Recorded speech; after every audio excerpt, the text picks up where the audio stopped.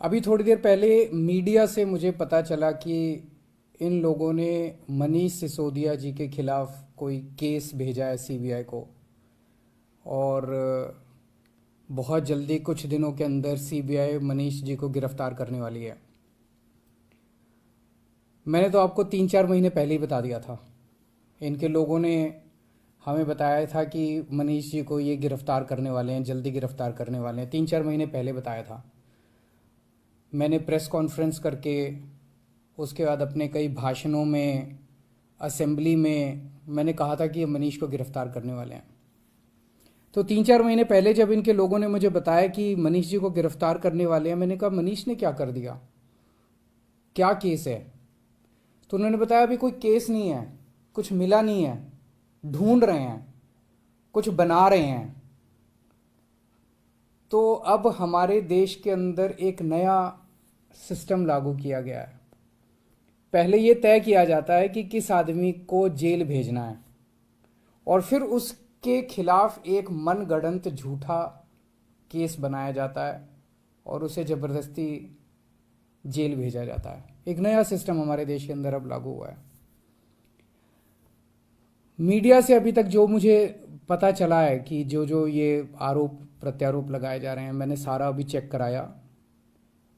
पूरा का पूरा केस बिल्कुल झूठा है, बिल्कुल झूठा है। उसमें रत्ती भर की भी सच्चाई नहीं है। मैं मनीष सिसोदिया को 22 साल से जानता हूं।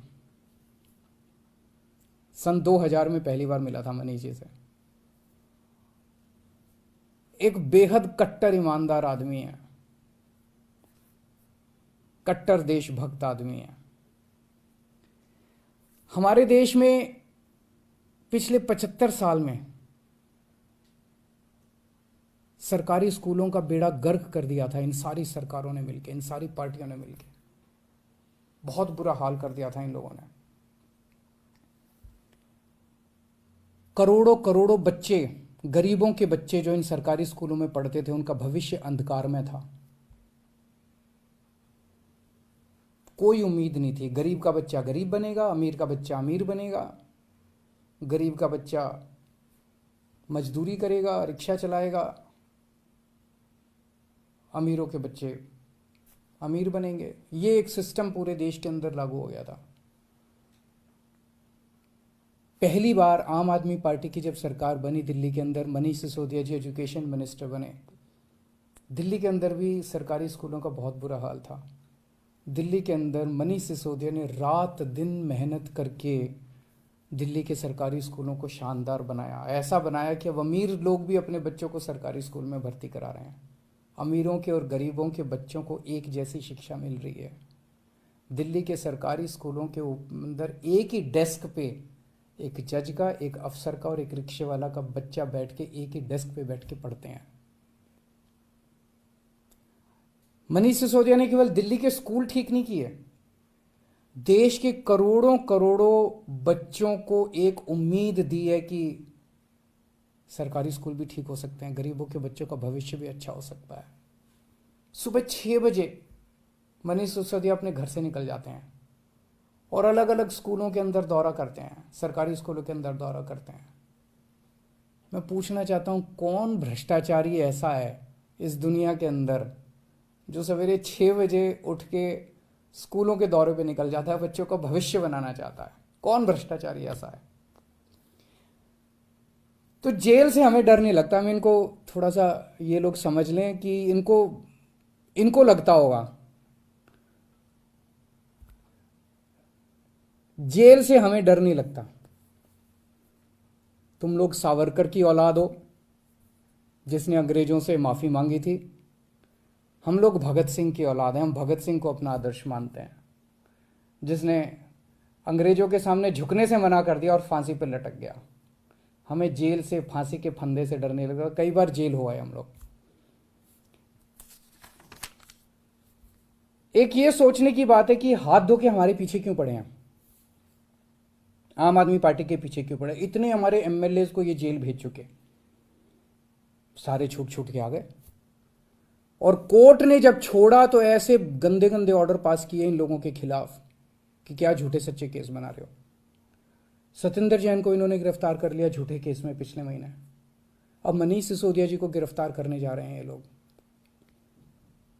तो आखिर ये आम आदमी पार्टी के पीछे क्यों पड़े हैं, हम ही लोगों के पीछे क्यों पड़े हैं? 3 कारण हैं। पहला कारण, आम आदमी पार्टी वाले कट्टर ईमानदार हैं। वो पूरे देश को भरोसा हो गया आम आदमी पार्टी वाले कट्टर ईमानदार हैं। सारा देश कहता है यार कुछ भी हो, ये लड़के हैं तो ईमानदार। ये लोग झूठे केस बना बना के हमारे ऊपर कीचड़ फेंकना चाहते हैं। ये दिखाना चाहते हैं दुनिया को कि देखो ये भी हमारे जैसे ही हैं, जैसे हम भ्रष्ट हैं ये भी वैसे ही हैं, ये भी भ्रष्टाचारी हैं। पर दुनिया इनके यकीन नहीं कर रही। दुनिया खुद ही कह रही है कि झूठे केस लगा रहे हैं। तो जो मर्जी कर लो, सच सच होता है, झूठ झूठ होता है। जितना मर्जी कीचड़ तुम फेंक लो, कीचड़ चिपक नहीं रहा हमारे ऊपर। पाक साफ है हम लोग, सच्चाई के रास्ते पे चलते हैं, भगवान हमारे साथ है। दूसरा कारण, ये हमारे पीछे क्यों पड़े हैं हाथ धो के? जब से पंजाब में आम आदमी पार्टी जीती है, पूरे देश के अंदर आम आदमी पार्टी की आंधी आ रही है। पूरे देश के अंदर आम आदमी पार्टी की चर्चा हो रही है। पूरे देश में आम आदमी पार्टी फैल रही है। ये उसे रोकना चाहते हैं। ये नहीं चाहते कि आम आदमी पार्टी पूरे देश के अंदर इनकी टक्कर में खड़ी हो। पर मैं इन्हें कहना चाहता हूँ, तुम जो मर्जी कर लो, आम आदमी पार्टी को पूरे देश में फैलने से कोई नहीं रोक सकता। आम आदमी पार्टी पूरे देश के लोगों की उम्मीद बन चुकी है। देश के अंदर हर आदमी चाहता है मेरे बच्चे को अच्छी शिक्षा मिले। देश के अंदर हर आदमी चाहता है मेरे परिवार को अच्छा इलाज मिले। देश के अंदर हर आदमी चाहता है मैं 24 घंटे बिजली मिले, अच्छी सड़कें मिले, अच्छा पानी मिले, अच्छी बिजली मिले, फ्री बिजली मिले। सब लोग अच्छी सुविधाएं चाहते हैं। हर आदमी चाहता है देश के अंदर भ्रष्टाचार खत्म हो। हर आदमी चाहता है मेरा देश दुनिया का नंबर 1 देश बने। अब आम आदमी पार्टी से ही उम्मीद है पूरे देश के लोगों को, उसको फैलने से कोई नहीं रोक सकता। एक अंग्रेजी में कहावत है, no one can stop the idea whose time has कम।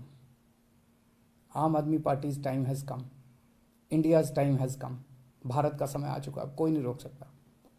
और तीसरा कारण, ये क्यों हमारे पीछे हाथ धो के पड़े हैं, दिल्ली के कामों को रोकना चाहते हैं। दिल्ली के अंदर जो शानदार काम हो रहे हैं, सिंगापुर